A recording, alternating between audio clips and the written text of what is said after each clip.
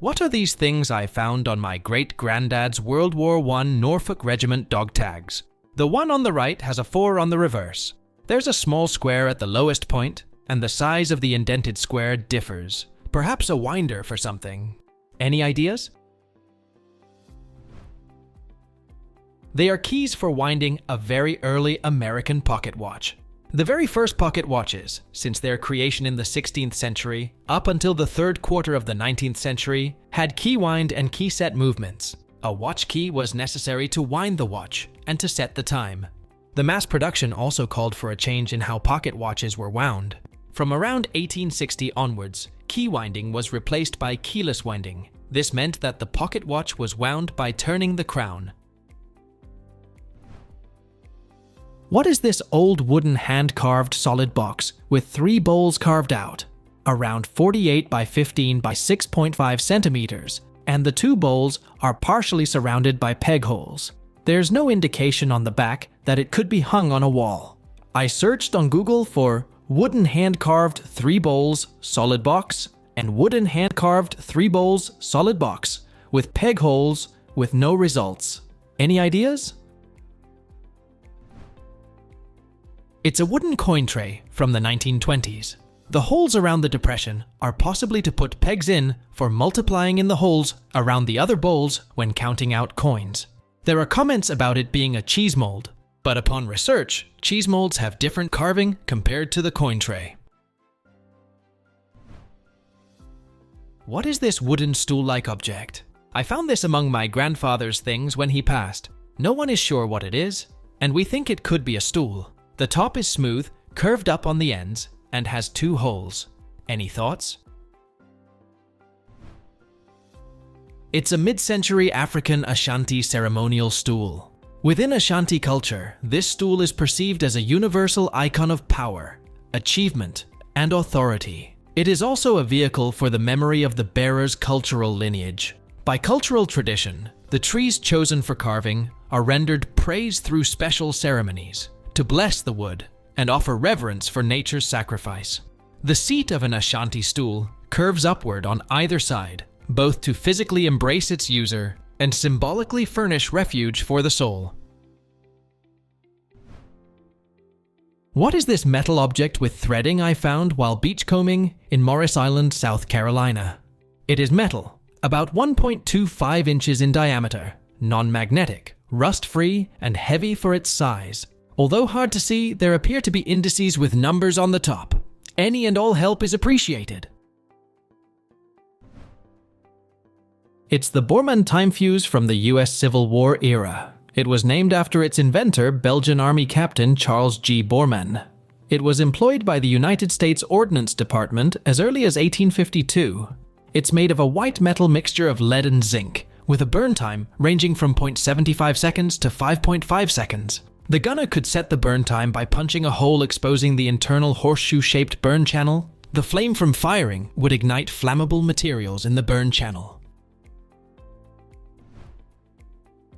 What is this small white plastic thing on the hallway-facing side of each resident's door in an assisted living facility?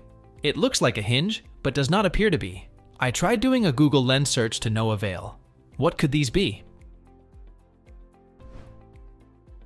I know this. It's an evacu-check. During an evacuation, you check the room, and if it's clear, you flip the thing against the door jamb, and there's a magnet in it and a reflector. If someone enters the room, it clicks closed, which means someone's opened the door. What is this metal pipe press from the early 1900s? I wasn't allowed to touch it as it's a local museum's piece. The smaller pipe is attached to a flat piece of wood. I'm not sure how it's attached, but it looks like the smaller diameter pipe can fit in the larger pipe. The confusing part to me is the metal rod that looks like it travels within a channel on the inside of the jig. The fair people didn't know what it was either. I'm guessing it was some sort of older farming equipment. Any ideas? It's definitely a candle mold for making candles. I have smaller versions of the same thing. You put a string in, then fill it to the brim with wax and let it harden. Then the plunger is used to push it out of the form. The large tube can be removed from the press, and the second tube is inserted to make smaller candles. Any idea what this might be? This came from my grandma's house. She was born in 1924 in Dixon, California. Her father was a farmer, so I would imagine this might be some type of a farming tool, I guess, or a canning tool. Any guidance would be greatly appreciated. It's an apple peeler. The model was called the Waverly, patented on January 29, 1884, and manufactured by L.A. Sayre, a prominent manufacturer of hardware tools in Newark, New Jersey. The company dissolved in 1944, but its legacy lives on in the tools still sought after by collectors today. What is this little thing that comes in the box with watches?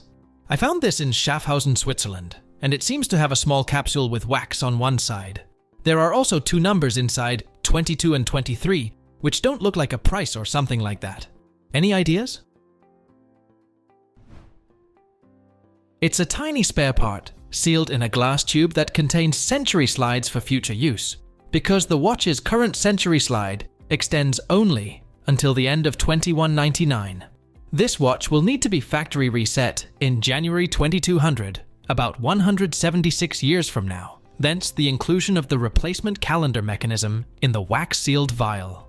A duty for about 10 generations' time, and at that point the calendar will be good for a further 3 centuries. What is this medical kit I found in my grandfather's stuff? He collected anything he thought was neat. It contains 4 bottles with what looks like a syringe. Strychnine sulfate tablets are on several of the bottles. Is it a testing kit of some form? That is a pilot's suicide kit. If I'm correct, these are the standard issue suicide kits, which would have been given to the crew of aircraft on sensitive and classified missions to be used in the event of possible capture and interrogation. I can't find the link at the moment, but I'm pretty sure the crew of the Enola Gay were issued these for the Hiroshima mission. What is this antique table I found today in the UK, with a secret compartment full of hidden wires? The shop owner thinks it has something to do with faking seances. It is solid wood with a hidden nut and bolt on the underside. This is full of electric wires, and they don't go anywhere or attach to anything. On each side of the table, there is a little hole drilled, only just wide enough for a wire to come out. I'm wondering why you would need to hide electrics inside a table. I wanted to get opinions and ideas from you before I buy it, and wouldn't be interested if it was actually for something totally mundane. Many thanks in advance. Thanks for watching. Let's make life fun.